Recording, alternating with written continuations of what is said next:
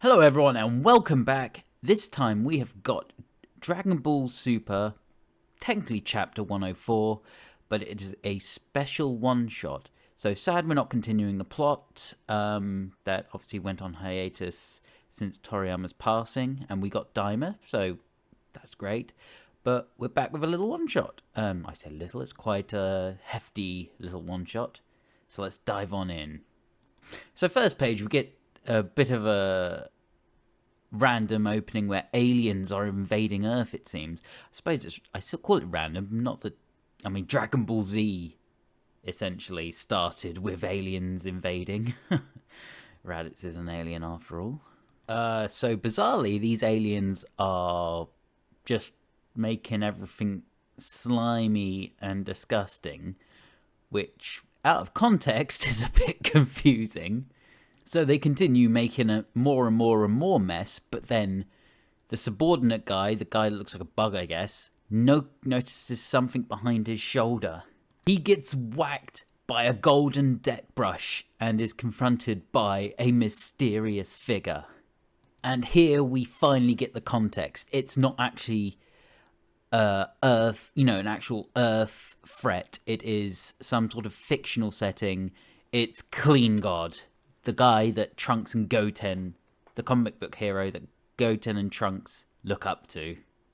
We even get some nice little Clean God posing, I guess, and an intro and all that. Bit extra. But it turns out that was all a prologue, and they didn't do the title first because it would have given away that it was a little fictional TV show, as we see in the next page. So here we see the title page, and it reveals what this is all going to be about. It's the birth of Goten and Trunks becoming Saiyaman X. And X1 and 2, wasn't it? And actually, it's interesting that obviously they both looked up to Clean God, but at this point in time, Trunks just thinks he's lame. So it looks like it's going to be just a fun little one-shot. So I guess we're going to continue with the silly little comic story. Clean God uses his ultimate aqua wash, and two of these bug creatures are reformed and now cleaning up the mess. But the enemies bring out a big old cannon. I guess it is a stink cannon, and Clean God is caught in the blast. Apparently it saps power and he is weakening. But of course, being a TV show, they go for an ad break and they announce the Clean God movie. Trunks is still not on board. Goten is super excited. So it's good. It's interesting to see their differing points of views, I suppose. But the scene changes and it looks like Trunks' class is going on a trip to the museum. What type of museum, you ask? Well, you didn't ask, but we will soon find out. There's a statue, out front of... Actually, I think it says it there. Olibu. As it turns out, it appears to be a museum of heroes. People who saved the Earth. And it's really cool. So on this page, we get I think it says Olibu, whatever. But he's, interestingly, the filler character that we saw in Otherworld in Dragon Ball Z. There's filler. The blonde, ancient Greek-looking dude, or whatever. And then you also get other statues here. It's hard to tell what all of them are, but one of them's Mutaito, so it's kind of cool he got recognition, because I thought his whole sealing of King Piccolo kind of went under the radar, but cool that he gets recognized as a hero. So this next page is even cooler and also weird at the same time for me, in that, so first up you get, obviously, Mr. Satan, I think he has even got the biggest statue, so, he's the biggest dud hero, but there you go. And then you get a faceless one of Kid Goku, because obviously he beat King Piccolo, but it's so weird because I don't know if I'm being gaslit or I've fallen for anime filler, but I've been rewatching Dragon Ball, and Goku gets ambushed by like loads of reporters, and there's even like a news report of how he's going to get the Blue Star Medal, and you can clearly see Goku's face. And I don't know if that was filler or I'm being gaslit here, but they've got him as faceless. They never knew his name, but faceless I'm not sure about. But, you know, Goku gets a bit of recognition there. That's cool. And we also get Saiyaman. The great Saiyaman. Gohan's secret identity where he fought crime as a teen. But anyway, the class breaks for lunch and they're, you know, pondering why superheroes hide their identity. But then it's revealed that they've started filming the Clean God movie just out over there. So they're going to go check it out. It's interesting here that this page, it's saying it's a movie. I think it said it was a movie in the previous page. Yeah, it's a movie. But it weirdly appears to just be a continuation of the episode Goten and Trunks were watching on TV. Because it's the same villains, the same gas cloud, whatever. But, yeah, they're watching and enjoying the filming.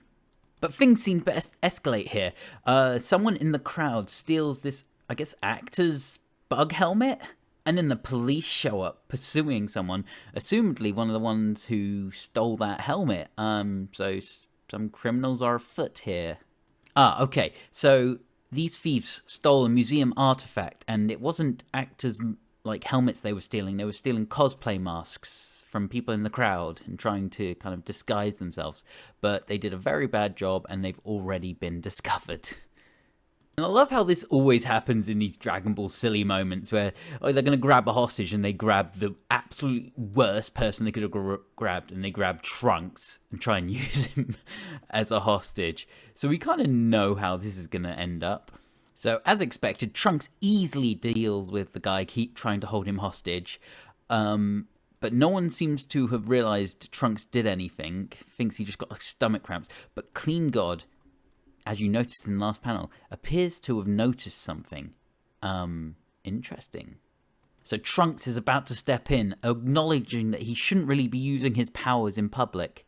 But just as he's about to do that, Clean God steps in front of him and says he should not be using his true powers while his identity is exposed. Interesting. And Clean God, with what looks like a superhuman leap, dives in, giving one of the ne'er-do-wells a sharp kick to the face. Now bear in mind all these attacks Clean God is going to do in this next sequences for the reveal that comes later, because I want to have a little discussion about that. One of the villains then pulls a gun and starts firing at Clean God, and it becomes, if it wasn't clear before, that Clean God is not a regular human. He blocks the bullets effortlessly. I remember what I said about, remember the attacks Clean God is doing? Now we know he's not a regular human. Was this stomp to the gut really necessary? I know he's a villain, he's doing nasty things, but if you're a superhuman, should you really be doing that to a regular human, villain or no?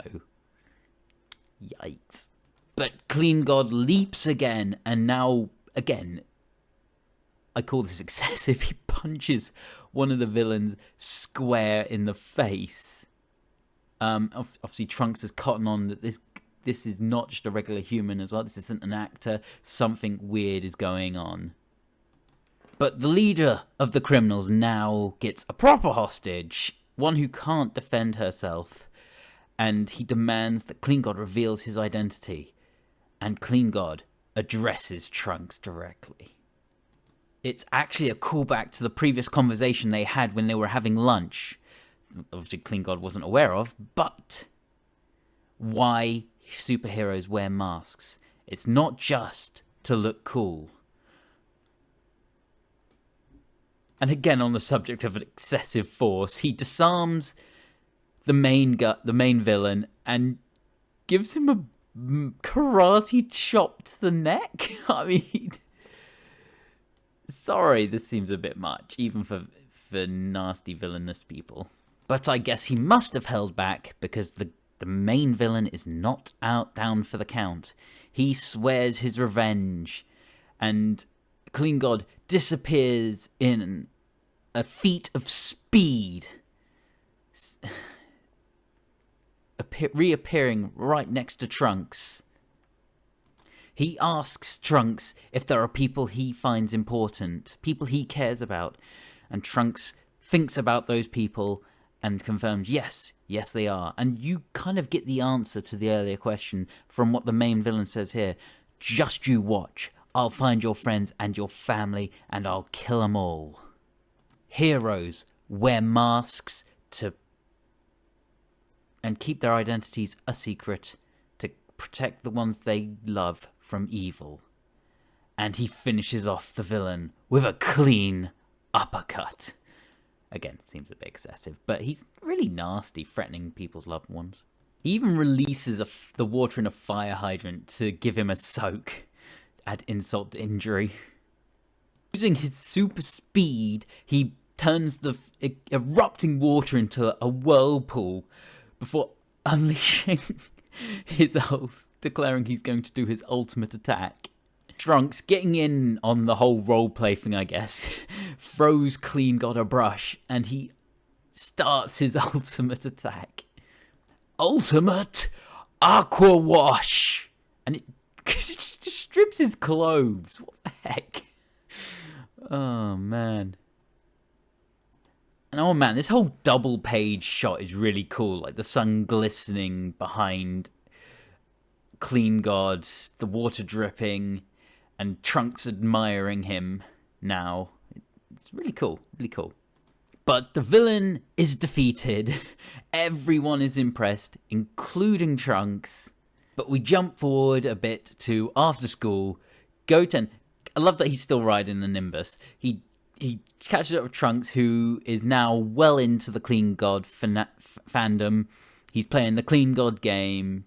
Goten wanted to play that too, obviously did. So, you know, they're both huge Clean God fans now, as we know, because we saw that in one of the previous chapters of Super. So Goten floats the idea of them becoming superheroes. And they are both interested. So they keep discussing their designs, and I love their little their differing dynamics rather than having the same outfit. So, you know, Trunks wants a scarf, whereas Goten wants a cape, and then you get the final design. You know, it looks dorky but cool, I guess. And then they want to come up with the name, and they decide to kind of carry on the superhero that Gohan did back in his teen years, where they'll use the name Saiyaman. So they agree on Saiyaman X. Trunks will be Saiyaman X1, and Goten will be Saiyaman X2. And it's like, much to Goten's annoyance, that he begrudgingly accepts Saiyaman X2 because he's the younger one. But for some reason, here now we snap to a different location. We're going to Mr. Satan's dojo, I guess, where he's having a little snooze while his students are training. So this part I thought was a cool reveal. So the reason we go back to Satan's dojo is because I was about to say it, but it's on the page already. Clean God shows up, and it's revealed to be Gohan all along. So that's cool. Got me thinking, though, are Trunks and Goten bums or something that they couldn't detect Gohan's ki? Unless he's really good at suppressing it at this point. Because I remember in Dragon Ball superhero movie, Pan could detect Piccolo's ki even though he was in disguise. Even though Gohan couldn't. Whatever. But yeah, so Gohan was playing that part of Clean God because the actor who was meant to be doing it, one of Mr. Satan's students, got sick. So that all explains the superhero feats. And Gohan always goes over the top when he's being a superhero. Remember the people he beat up when he was doing like Golden Fighter and Great Saiyaman? Guess he's good at holding his punches, pulling his punches. It at least explains on the next page why they didn't recognize his voice, because he's got like a voice changer. He's doing some goofy, not really a Clean God pose, because that's more of a Saiyaman pose. But, you know, Vidal's handing out rice, so that's kind of cool. Although I think they need a bit more energy than that. Oh well, I'm sure they know what they're doing. But Gohan and Videl say their goodbyes because they have to go pick up Pan, whatever the correct pronunciation is. But we don't. That's the end of that, and we go and change it.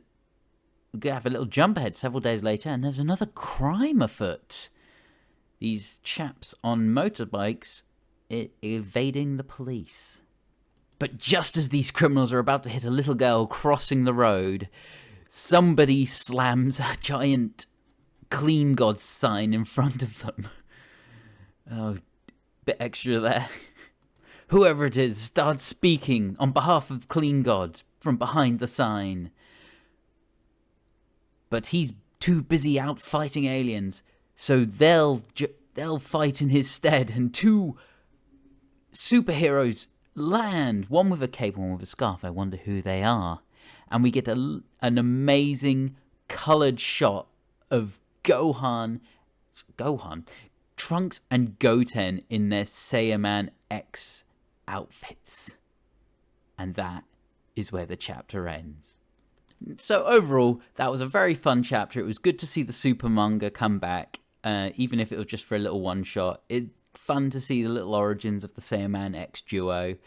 And sad to say, it could be the last bit of Dragon Ball content for a while. I don't know when the manga's coming back, and Daima is ending on Friday. So hopefully we don't go on a barren spell for too long. But fun chapter. Lovely to see Gohan being a goofball as well. But, it's a great fun little chapter. No plot progressions or anything. That's all it was. It was a one-shot, little fun. And I enjoyed it. I'm sure everyone else enjoyed it too. So until the next time, thank you for watching, and I'll see you all later. Bye for now.